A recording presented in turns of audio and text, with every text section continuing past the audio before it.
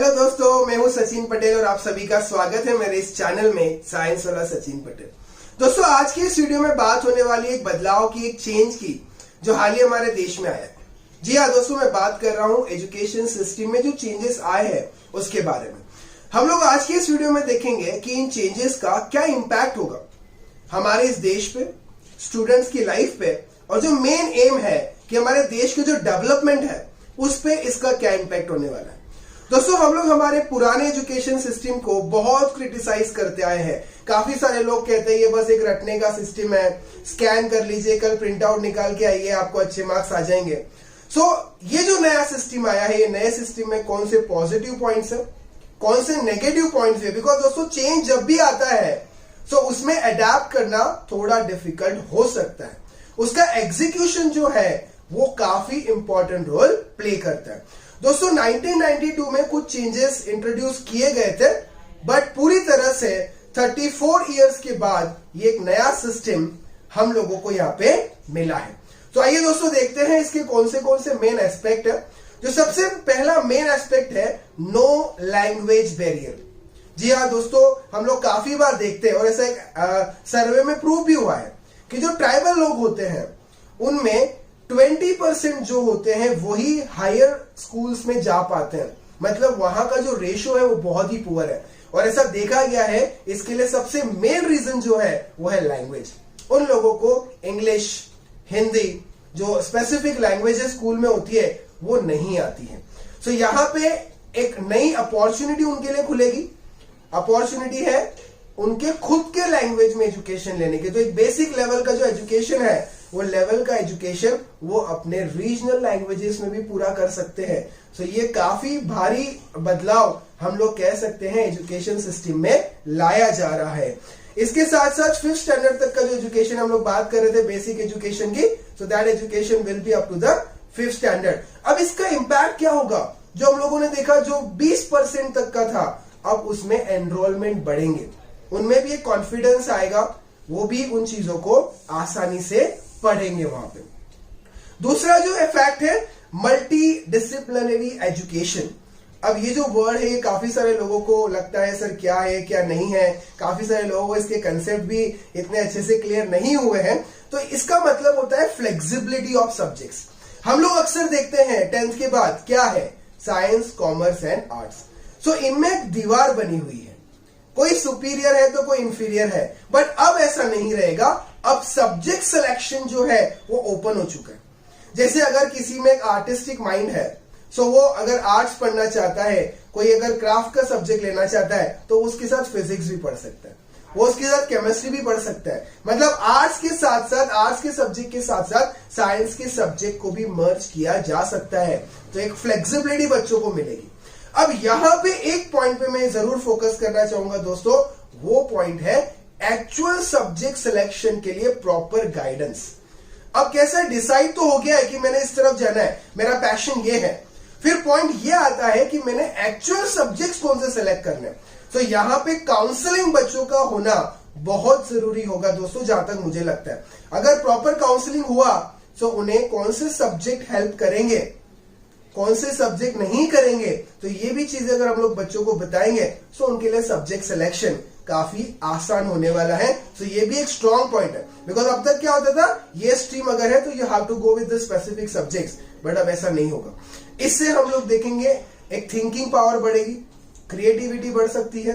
Okay, एक vision हम लोग हमारा ब्रॉड कर सकते हैं जो कि अब तक सिर्फ स्पेसिफिक होता था। तो this is the second most important point which is included in the new system. The third point is multiple entry and exit point. अब तक क्या होता था, भैया साइंस में आ गए तो साइंस की सब्जेक्ट करना है, कॉमर्स में आ गए तो कॉमर्स में ही करना है। अगर किसी की फाइनेंशियल कंडीशन प्रॉपर नहीं है तो उसे एजुकेशन बीच में छोड़ना पड़ता था। कुछ अगर दिक्कतें आ गई तो वो वहीं पे उसको छोड़ के चले जाते थे। बट अब ये जो नई सिस्टम आई है, इस नए सिस्टम में क्या होने वाला है, अगर किसी ने 1 साल कंप्लीट किया तो उसका डाटा वहीं पे स्टोर होगा। फाइनेंशियल प्रॉब्लम है, कुछ दिक्कत अगर आ गई, वो आगे कंटिन्यू नहीं कर पाते, 2 साल का ब्रेक लेना चाहते हैं, तो जब वो वापस आएंगे तो वो वहीं से शुरुआत करेंगे। ओके, ये भी एक पॉजिटिव पॉइंट है। बिकॉज बहुत सी बार हम लोग क्या कहते थे, ये ड्रॉप आउट है, ये यहां से निकल चुका है, उसको अब यहाँ पे मतलब वो खुद ही खुद डिप्रेस हो जाता था। बट अब किसी को भी डिप्रेस होने की बिल्कुल भी जरूरत नहीं है। वहां पे यहां पे एक एकेडमिक बैंक ऑफ क्रेडिट बनाया जाएगा जहां पे उस स्टूडेंट की पूरी इंफॉर्मेशन स्टोर की जाएगी। और साथ ही साथ अगर कोई स्टूडेंट 1 साल कंप्लीट करता है उसे एक सर्टिफिकेट दिया जाएगा, 2 साल का कोर्स कंप्लीट करता है उसे डिप्लोमा कोर्स कहेंगे, और आगे फिर जो डिग्री कोर्सेज के लिए ईयर्स डिसाइडेड होंगे अगर वो उसे कंप्लीट कर लेता है तो उसको डिग्री कोर्स भी मिलेगा। है ना बहुत अच्छी बात। So this is a positive point कि अगर कहीं पे आप रुकते हो, जैसे हम लोग बचपन में खेलते थे, ओके थक गए टाइम प्लीज, सो वैसा सिस्टम ऑफ एजुकेशन में भी आ रहा है, जिससे जो डिप्रेशन का रेशियो है, फाइनेंशियल प्रॉब्लम की जो इश्यूज आते थे काफी बार, वो भी यहां पे एलिमिनेट हो सकते हैं। सो ये भी काफी इंपॉर्टेंट एस्पेक्ट है हमारे नए सिस्टम का। चौथा आता है सिंगल रेगुलेटर। काफी बार हम लोग देखते हैं कॉलेज की जो अथॉरिटी होती है, मैनेजमेंट बॉडी होती है, उसको काफी सारे क्लेरिफिकेशंस कराने होते हैं, काफी सारे सर्टिफिकेट्स लेने होते हैं अलग अलग अथॉरिटी से। किसी के यहाँ पे सर्टिफिकेट अटक गए तो किसी के दूसरी जगह पे सर्टिफिकेट अटक गए, प्रोसेसिंग काफी लंबा होता था।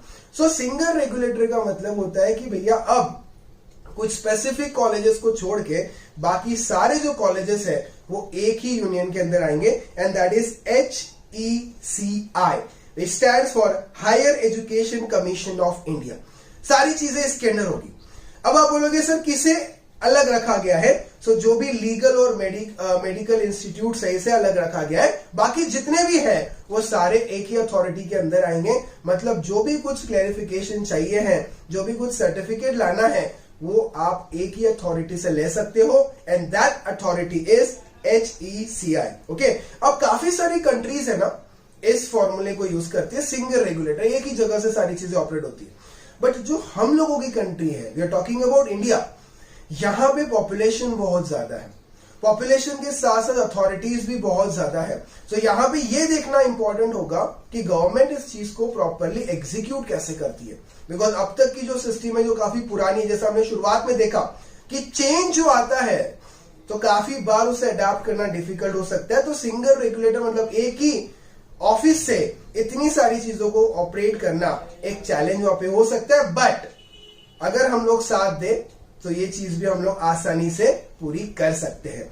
नेक्स्ट आता है वोकेशनल कोर्सेज। ये जो नया आया है इसने हमारे इस सिस्टम में एक अलग चांद लगा दिया है। ओके, एक चांद तो ऑलरेडी था, एक दूसरा चांद लग गया है, बिकॉज काफी सारी बार हम लोग देखते हैं कि कुछ जो बच्चे होते हैं वो लोग ये चीज को डिमांड करते हैं कि कोई वोकेशनल कोर्स है क्या, कोई वोकेशनल सब्जेक्ट है क्या जिसे हम लोग पढ़ सकते हैं, जिसके बेसिस पे हमें जॉब जल्दी मिल जाएगी। सो यहाँ पे इस नए सिस्टम में वोकेशनल कोर्सेज को भी इंक्लूड किया गया है। अब इससे क्या होगा, इससे स्किल्स बढ़ेंगे, जिसका जो पैशन है वो उसे बराबर एग्जीक्यूट कर सकता है, वो उसके पीछे दौड़ भी सकता है। हमने हमारे पिछले वीडियो में बात की थी कि पैशन कैसे सिलेक्ट करना है। ओके, आज हम लोग देख रहे हैं कि सिस्टम में वो चीज आ चुकी है कि हम हमारे पैशन को फॉलो कर सकते हैं। जैसे 6th स्टैंडर्ड से ही वोकेशनल कोर्सेज इंक्लूड किए जाएंगे। सो जिसकी जो चाह है वो उस राह पे जा सकता है। सो ये एक इंपॉर्टेंट पॉइंट है इस नए सिस्टम में। जैसे कोडिंग का जो बता रहे हैं, काफी बार डिजिटलाइजेशन की तरफ हम लोग जा रहे हैं, कोडिंग बता रहे हैं, बट इसके साथ साथ किसी में एक आर्टिस्टिक क्वालिटी है वो उसे भी ले सकता है, किसी में पॉटरी, इसको कुछ अलग अलग कैसे स्कल्पचर्स बनाने का कैसे उसकी एक हॉबी होती है कि मैं अलग अलग कुछ आर्टिफैक्ट्स बनाऊं, सो उसे भी एज अ वोकेशनल कोर्स लेके वहां पे चल सकता है। सो ये हमारे नए सिस्टम में एक कैसे जान सी भर देगा। जो बच्चे काफी बार डिप्रेस हो जाते हैं ना, मुझे जो चाहिए वो नहीं हो रहा है, तो यहाँ पे बच्चे उनका स्पेसिफिक वोकेशनल सब्जेक्ट भी सिलेक्ट कर सकते हैं। बट यहाँ पे जो मेन चीज आती है, the main thing is teachers लोगों का ट्रेनिंग बहुत इंपॉर्टेंट रोल प्ले करेगा दोस्तों, जहां तक वोकेशनल कोर्सेज का सवाल है। अगर किसी ने कोई अलग सा कोर्स सेलेक्ट किया तो वहां पे वैसा स्पेसिफिक एक्सपर्ट या वैसा स्पेसिफिक टीचर उस बच्चे के लिए अवेलेबल होना बहुत जरूरी है। तो जहां तक वोकेशनल कोर्सेज का इंप्लीमेंटेशन का सवाल है, एग्जीक्यूशन बहुत इंपॉर्टेंट रहेगा, बिकॉज जिस बच्चे की जो चाह है उसे वैसा गाइडेंस अगर मिला तो ही वोकेशनल कोर्सेज को इंक्लूड करना एक पॉजिटिव एस्पेक्ट हो सकता है हमारे इस नए एजुकेशन सिस्टम में। अगला आता है make over of report card. Report card में भी काफी सारे चेंजेस आ रहे हैं। अब किसी का रिजल्ट शर्मा जी के बेटे के साथ या वर्मा जी की बेटी के साथ कंपेयर नहीं होगा। ओके, कुछ चेंजेस रिपोर्ट कार्ड में भी होना कैसे तय है, जैसे अभी तो काफी वक्त है इसे इंप्लीमेंट होने में, बट रिपोर्ट कार्ड का मेक ओवर होना फिक्स है, जहां पे accounts of skills and capability के बेसिस पे रिपोर्ट कार्ड बनेगा। वोकेशनल कोर्सेज में आप कैसा परफॉर्म कर रहे हो उसके हिसाब से, मतलब एक तरीके से अगर हम लोग बात करें ना, तो जो कंपैरिजन होता था, ये कंपैरिजन अब नहीं सा होगा, क्योंकि कंपैरिजन से ही काफी सारे बच्चे डिप्रेस हो जाते थे, एक रेस सी लगी पड़ी थी। अब जिसका जो सब्जेक्ट ऑफ इंटरेस्ट है वो उस सब्जेक्ट ऑफ इंटरेस्ट में जितने भी स्किल्स डेवलप करना चाहे वो वहां पे कर सकता है। तो यहां पे एक चीज बताना चाहूंगा कि लोअर एम्फेसिस ऑन मार्क्स पे कम एम्फेसिस वहां पे हो सकता है। अगला आता है बोर्ड्स एग्जाम कैंसिल जो हो गई है। काफी लोगों में ऐसा ही, सर हम लोग तो बस उस साल बोर्ड्स में रहेंगे तो बोर्ड्स एग्जाम कैंसिल हो जाएगी। सो जहां तक बोर्ड्स एग्जाम का सवाल है, जैसे इन्होंने पैटर्न चेंज किया है, ये लोग फोकस कर रहे हैं स्किल्स पे। Okay, possibility of different types of exam, एक अलग टाइप का एग्जाम कंडक्ट हो सकता है। ओके, बिकॉज जहां पे हम लोग देखते हैं कि सालों से चला आ रहा है 10th और 12th पे बहुत ज्यादा फोकस होता है, सो इंपॉर्टेंट क्लासेस जो भी होंगे वहां पे एग्जाम कंडक्ट करने का जो पैटर्न है उस पैटर्न में भी कुछ चेंजेस वहां पे लाए जा सकते हैं। सेमेस्टर सिस्टम की बात चली रही है, तो सेमेस्टर सिस्टम इंजीनियरिंग वाले बच्चे हमेशा से, मतलब उनको पता ही होता है, बट अब वो जहां पे है नए सिस्टम में इंक्लूड होगा। And the main thing is subjective और ऑब्जेक्टिव जो है, इसका जो पहले रेशियो होता था एग्जाम में, वो रेशियो को भी बदला जा सकता है। सो बोर्ड्स एग्जाम जो कैंसिल हुई है, सो कैंसिल होने के पीछे का रीजन ये है कि एग्जाम में नए पैटर्न्स वहां पे लाए जा सकते हैं। नेक्स्ट इज डिजिटलाइजेशन, जैसे हम लोग बात कर ही रहे हैं हर जगह पे, we are moving with fast speed over there, काफी सारी चीजें डिजिटली हो रही है। सो यहाँ पे we can reach any area, that is the main aim of this system, कि जो रूरल एरियाज है, जो छोटे छोटे गांव है जहां पे एजुकेशन सिस्टम पॉसिबल नहीं हो पाती है, सो वहां पे भी ये सिस्टम की मदद से पहुंचने की पूरी चांसेस है। लैंग्वेजेस जो है, रीजनल लैंग्वेजेस को वहां पे डिजिटली अवेलेबल करवाना, सो दैट वहां के जो टीचर्स होंगे वो जो भी डाटा है, जो भी कोर्स पढ़ाना है, वो आसानी से पढ़ा सकेंगे वहां के बच्चों को। नेक्स्ट, ई कोर्सेज के बारे में भी गवर्नमेंट सोच रही है, अलग अलग ई कोर्सेज अगर वो लोग इंक्लूड करते हैं तो काफी सारे बच्चे उसको किसी भी रिमोट एरिया से जहां पे इंटरनेट फैसिलिटी अवेलेबल है वहां से वो उसे आसानी से एक्सेस कर सकते हैं। मतलब अब एजुकेशन भी हर एक गांव तक पहुंचाया जाएगा विद दिस न्यू सिस्टम, अब तक जो नहीं होता था। ओके, सबसे पहला जो मेन पॉइंट हमने देखा, that is regional languages, and second is this digitalization. अगर दोनों को हम साथ में ले जाएं तो देश का हर बच्चा बेसिक एजुकेशन जो है वो आसानी से हासिल कर सकता है दोस्तों। तो डिजिटलाइजेशन भी एक इंपॉर्टेंट एस्पेक्ट है जो हमारे इस नए एजुकेशन सिस्टम में इंक्लूड किया गया है। नेक्स्ट इज लोक विद्या, ये काफी इंपॉर्टेंट है, काफी सारे यूरोपियन कंट्रीज में ये चीज पढ़ाई जाती है।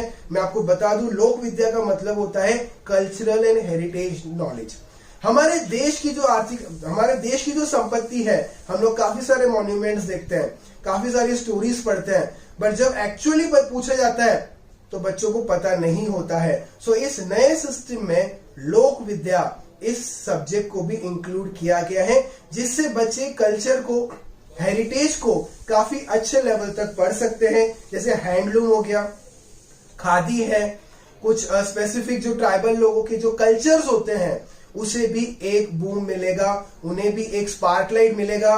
सो उनके बारे में भी लोग पढ़ेंगे, और हो सकता है वही कोई चीज किसी को पसंद आ जाए और वही अगर उस चीज को लेके आगे बढ़ता है और उसी की कोई फैक्ट्री बनाता है, वो एक एंटरप्रेन्योर बनता है, सो ये एक पॉजिटिव पॉइंट रहेगा इस सिस्टम में। सो हम लोग इसे भी इंपॉर्टेंस देंगे, that is what, that is our लोक विद्या।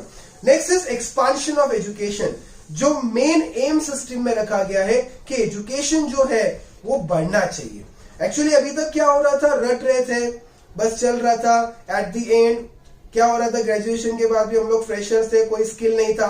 बट यहाँ पे जो सिस्टम है उसने एक विजन रखा है। वो विजन कुछ इस तरीके से है कि 2040 by 2040 most institute to be made multidisciplinary, flexibility of subjects काफी सारे कॉलेजेस में, काफी सारे इंस्टीट्यूट्स में अवेलेबल हो जाएंगे by the year 2040। This is the first vision.